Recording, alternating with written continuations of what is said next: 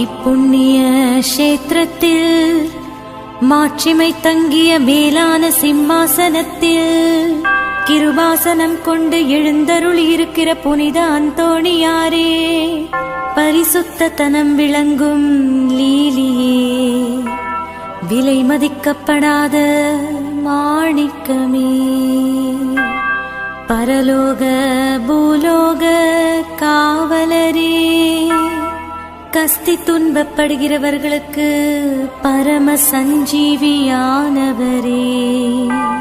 பாவிகளின் தஞ்சமே, உமது இன்பமான சந்நிதானம் தேடி வந்தோ.